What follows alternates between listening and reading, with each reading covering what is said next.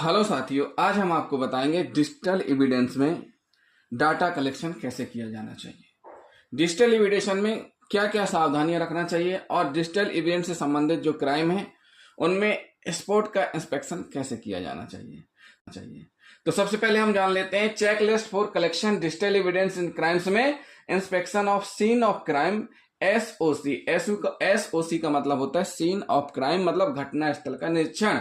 In crime should be carried out in the presence of technically qualified, जो technically qualified स्वतंत्र witness है उसके समक्ष क्या किया जाना चाहिए, क्राइम सीन जो कि डिजिटल या साइबर क्राइम का है उसका इंस्पेक्शन किया जाना चाहिए। क्या करना चाहिए? उसका इंस्पेक्शन किया जाना चाहिए। किसके समक्ष?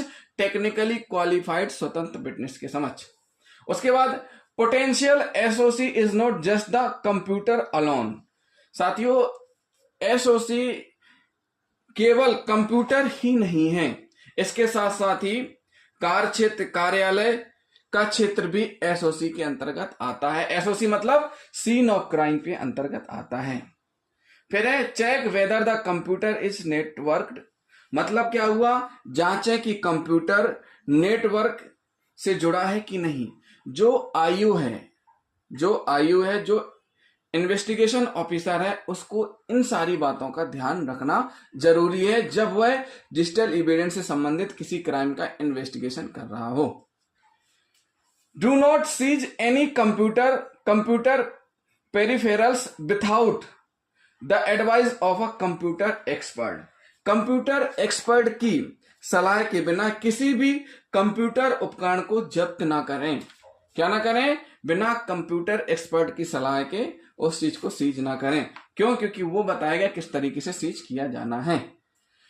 Isolate the suspect working on the computer and interrogate him her during the interrogation ensure that the suspect does not touch the computer. इसका मतलब ये हुआ कि कंप्यूटर पर काम कर रहे संदिग्ध को, जो सस्पेक्ट है, जो कंप्यूटर पे काम कर रहा है, इन्वेस्टिगेशन ऑफिसर ने उससे पूछताछ करनी है। इन्वेस्टिगेशन ऑफिसर को, जो कंप्यूटर पे सस्पेक्ट काम कर रहा है, तो सबसे पहली कंडीशन ये है कि उसको कंप्यूटर से अलग करें, उसी कंप्यूटर में बिठाल करके उससे पूछताछ ना करें और ना ही उसको उस सस्पेक्ट को कंप्यूटर टच करने दें। पूछताछ के दौरान सुनिश्चित करें कि संदिग्ध कंप्यूटर को ना छुए।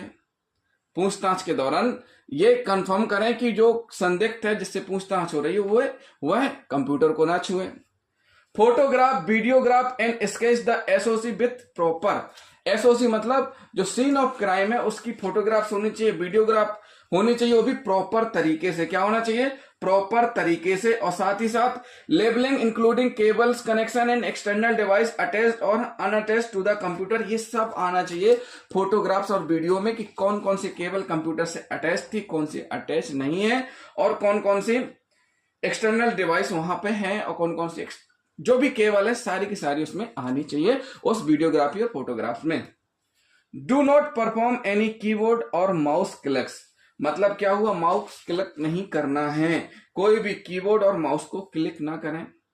Do not perform any examination of the computer और कंप्यूटर डिवाइस, इट में अल्टर द एविडेंस। इसका मतलब यह हुआ कि कंप्यूटर और कंप्यूटर डिवाइस की स्वयं जांच ना करें, क्योंकि इससे साक्ष्य बदल सकते हैं। क्या हो सकते हैं? इससे साक्ष्य बदल सकते हैं।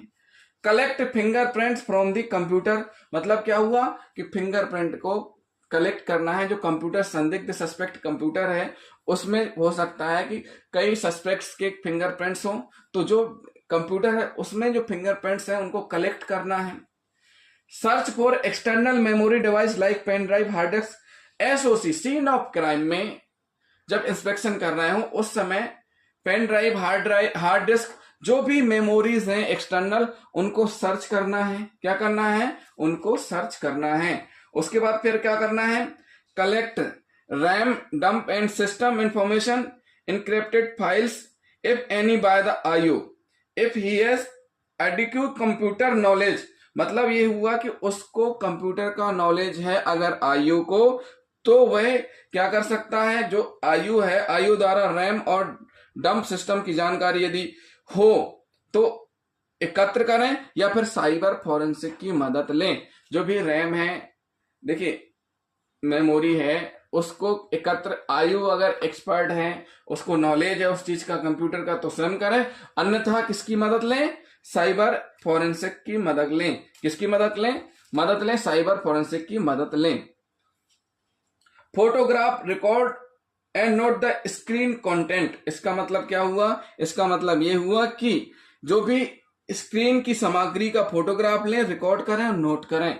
मतलब जो कंप्यूटर अगर चालू है तो उसकी फोटोग्राफी करें और फिर उसका रिकॉर्ड करें और नोट करें।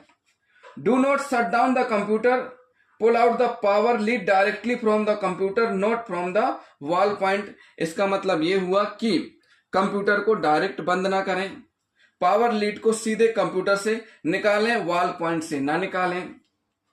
Open the CPU and take photographs of inside. CPU को ओपन करना है और फोटोग्राफ वीडियोग्राफी भी करते जाना है जिस प्रकार से ओपन कर रहे हैं। और इनसाइड की भी फोटो होनी चाहिए, वीडियोग्राफी होनी चाहिए। Showing all peripherals like hard disk, RAM, motherboard.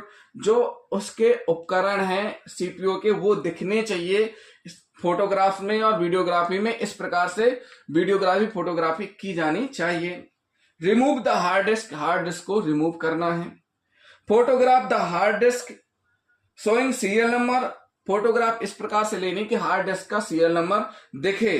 क्या दिखे? हार्ड डिस्क का सीरियल नंबर दिखे। And connector point, jumper position and logic board भी, ये सारी चीजें उसमें दिखनी चाहिए। किसमें? फोटोग्राफ में, वीडियोग्राफी में। Create 2 more image of original hard disc. अब ये जो महत्वपूर्ण बात है नोट करने वाली, कि जैसे ही हार्ड डिस्क आपके पास आ गई, उसकी क्या करना है? हार्ड डिस्क आपके पास प्राइमरी एविडेंस हो गया। अब आपको क्या करना है? उसकी इमेज कॉपी तैयार करनी है, यानी क्लोन कॉपी तैयार करनी है।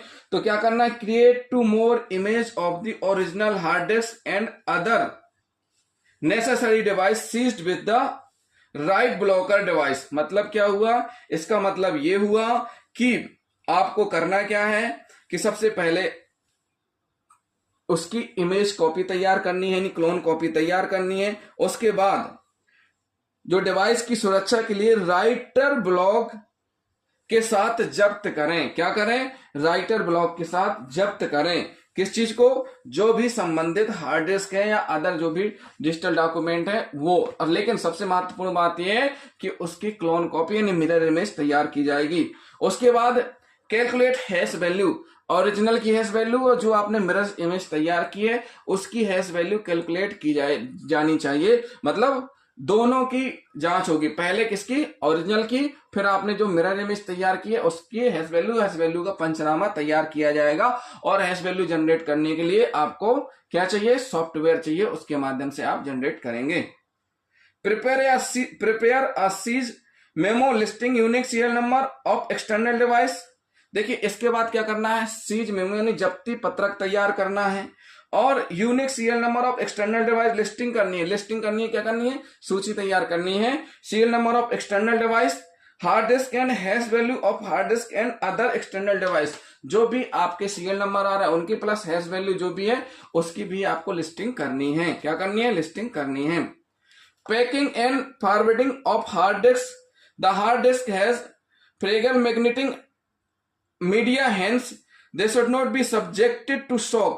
They may be packed in anti-static packing or thermocol packing and tapped properly to prevent from magnetic device temperature and humidity. मतलब इस प्रकार से पैकिंग करनी है। थर्माकोल में प्रॉपर टेप होना चाहिए, एंटी स्टैटिक पैकिंग करनी है और इसकी जो सुरक्षा बहुत महत्वपूर्ण है। टेम्परेचर कितना होना चाहिए ये बहुत महत्वपूर्ण रहता है। पैकिंग देखिए, पैकिंग नॉर्मल पैकिंग एक अलग बात है, लेकिन जो डिजिटल एविडेंस की पैकिंग है वो सबसे महत्वपूर्ण होती है। बहुत सावधानी रखनी पड़ती है पैकिंग के समय। उसके बाद क्या करना है आपको? First image to be send to the FSL CFSL along with the brief history of the case seizure memo. मतलब ये हुआ कि आपको जो क्लोन कॉपी मिरर इमेज तैयार की है उसको आपको CFSL FSL भेजना चाहिए जांच के लिए और साथ में पूरी हिस्ट्री भेजनी चाहिए। और उसके बाद ही आगे की प्रोसीडिंग करनी चाहिए। अगर जिन कंडीशनों में कोर्ट की परमिशन जरूरी है CFSL FSL भेजने के लिए, वहां एज पर लॉ काम करना चाहिए। और उसके बाद एक कॉपी आयु को रिजर्व करके रखना चाहिए, कहां, मालखाने में। फिर है एक कॉपी किसको दी जाएगी, सस्पेक्ट यानी जो आरोपी है उसको एक कॉपी दी जानी चाहिए। फिर है original hard disk and other external memory device along with seizure memo to be send to the court along with the original document at the time of submission of final report at the time of trial.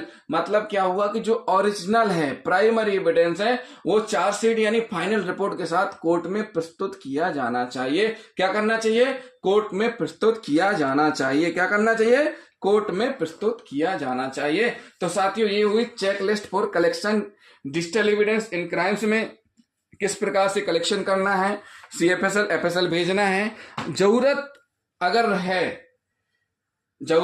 है तो original को भी CFSL FSL जांच के लिए भेज सकते हैं। क्या कर सकते हैं, ओरिजिनल को भी जांच के लिए सीएफएसएल एफएसएल भेजा जा सकता है। तो जिन साथियों ने अभी तक हमारे चैनल को सब्सक्राइब नहीं किया है, हमारे चैनल को जरूर सब्सक्राइब कर लें, वीडियो को लाइक और शेयर करना ना भूलें, साथ ही साथ कमेंट भी करते जाएं। थैंक यू साथियों।